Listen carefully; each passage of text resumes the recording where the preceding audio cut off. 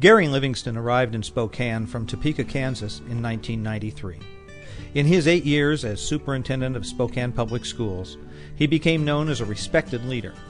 He left for a post in Western Washington in 2001, but the absence lasted only a year. In 2002, the community warmly welcomed him back as Chancellor of the Community Colleges of Spokane. Today, when talk here turns to community leadership, Livingston is mentioned routinely. In leadership, it's all about values. It's who you are and what you believe that creates the passion that sustains. If you don't have the values, you're just wobbling all over the place.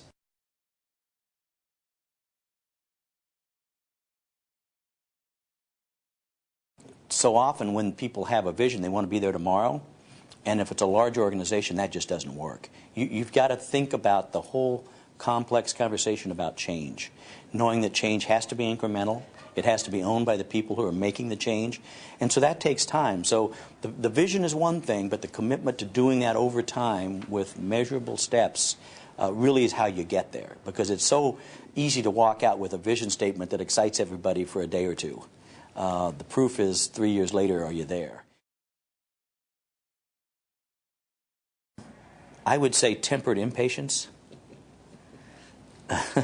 Impatience? I think you have to be a little antsy about wanting things to happen faster.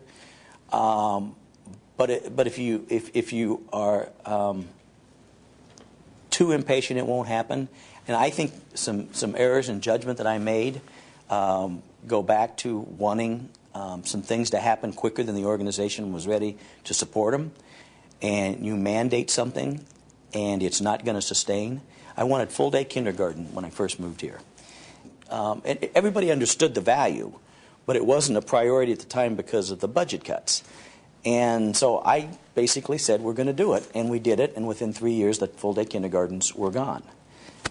Because there wasn't the passion from the people who were delivering the services. And it wasn't that they didn't believe in it. It's just that change doesn't work that way. And so tempered impatience. In other words, being impatient is okay, but you have to understand if you act on it too quickly, you're not going to gain what you want.